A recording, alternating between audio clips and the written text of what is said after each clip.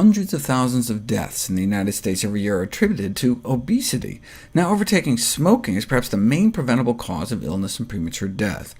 In particular, excess body fatness is an important cause of most cancers, according to a meta-analysis of studies done to date. For some cancers, about half of cases may be attributable to just being overweight or obese. What's the connection, though? Why do individuals who are obese have increased cancer risk? To answer this question, we must consider the biochemical consequences of obesity, like IGF-1. Insulin-like growth factor 1 is a cancer-promoting growth hormone associated with a variety of common cancers in adults, as well as children. Kids who got cancer had about 4 times the levels of IGF-1 circulating in their bloodstream, whereas people growing up with abnormally low levels of IGF-1 don't seem to get cancer at all, 0 cases out of 300 people. I've talked about this cancer-proofing mutation. The role of animal protein intake plays in boosting IGF-1 production from our liver, which may explain plant-based protection from cancer, and how plant-based one has to eat. But our liver is not the only tissue that produces IGF-1. Fat cells produce IGF-1 too. This may help explain this 21st century cancer epidemic caused by obesity.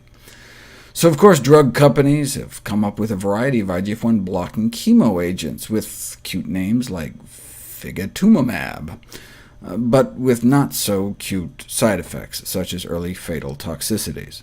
So perhaps better to lower IGF-1 the natural way by eating a plant-based diet, as vegan women and men have lower IGF-1 levels.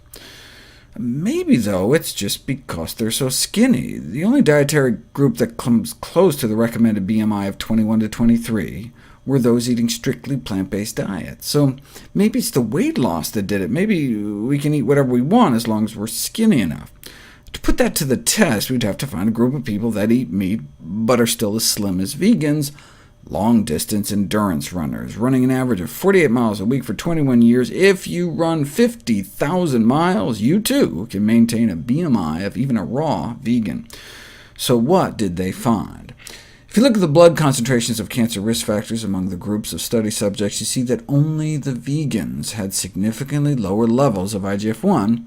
That makes sense, given the role animal protein plays in boosting IGF-1 levels. But the vegan group didn't just eat less animal protein, they ate fewer calories, and in rodents at least, caloric restriction alone reduces IGF-1 levels. So OK, maybe low IGF-1 levels among vegans isn't due to their slim figures, but maybe the drop in IGF-1 in vegans is effectively due to their unintentional caloric restriction. OK, so let's compare vegans to people practicing severe calorie restriction. They recruited vegans from the St. Louis Vegetarian Society and went to the Calorie Restriction Society to find folks practicing severe calorie restriction. What did they find? Only the vegan group got a significant drop in IGF-1. These findings demonstrate that, unlike in rodents, long-term severe caloric restriction in humans does not reduce the level of this cancer-promoting hormone. It's not how many calories we eat. Protein intake may be the key determinant of circulating IGF-1 levels in humans, and so reduced protein intake may become an important component of anti-cancer and anti-aging dietary interventions.